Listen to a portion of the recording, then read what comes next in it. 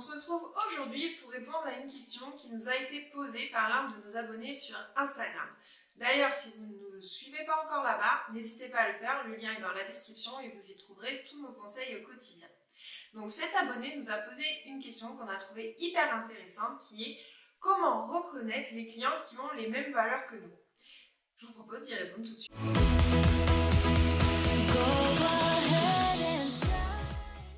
Alors, selon moi, quand on se pose la question de savoir comment reconnaître les clients qui ont les mêmes valeurs que nous, il y a deux points essentiels, en tout cas deux leviers sur lesquels vous pouvez travailler. Le premier levier, ça va être le fait d'attirer les bons clients à vous et pour ça, il va falloir préparer le terrain. C'est en balisant quelque part le chemin des personnes qui vous découvrent et qui vous contactent que vous allez permettre de faire un tri naturel pour ne garder que les personnes qui vous ressemblent et qui partagent les mêmes valeurs que vous. Pour cela, la première chose à faire, ça va être de faire le portrait de votre client idéal.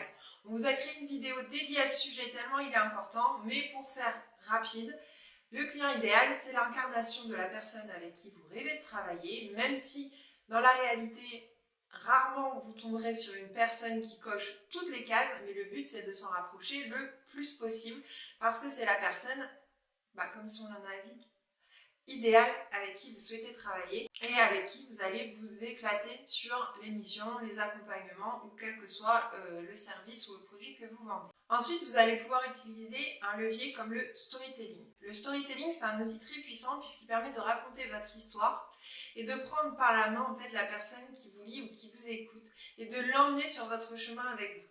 Vous allez donc pouvoir insuffler vos valeurs, votre pourquoi, vos motivations, votre personnalité et c'est ça qui va faire toute la différence. Ensuite, l'une des meilleures manières de faire en sorte que seules les personnes qui vous ressemblent vous contactent pour travailler avec vous, c'est d'avoir une communication qui vous ressemble.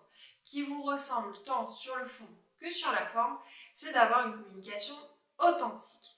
C'est en étant vous-même que vous allez permettre aux gens de s'identifier et de se reconnaître dans votre discours qui va résonner chez eux. Et c'est là que le tri va s'opérer. En faisant tout ça, vous allez permettre aux gens qui vous contactent de savoir exactement à qui ils ont affaire.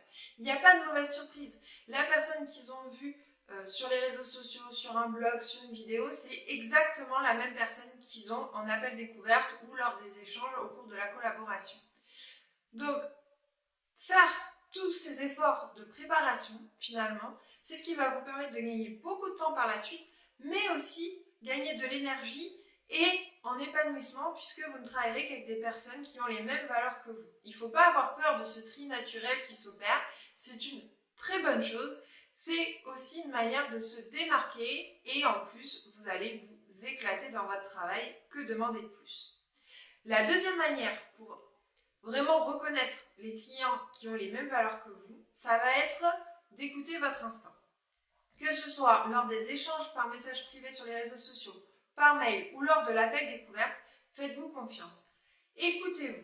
Qu'est-ce que votre instinct vous dit? Est-ce qu'il y a un vrai feeling avec la personne avec qui vous échangez ou est-ce que déjà vous sentez que ça va être compliqué?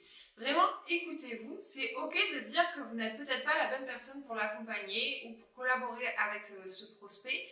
Et il n'y a aucun problème avec ça et vous allez gagner beaucoup de temps, d'énergie et ça sera la même chose pour ce client potentiel qui trouvera sûrement une personne plus adaptée avec qui collaborer. Donc, n'ayez pas peur, encore une fois, de refuser ou de faire le tri puisque c'est comme ça que vous allez pouvoir travailler avec des clients qui partagent les mêmes valeurs que vous.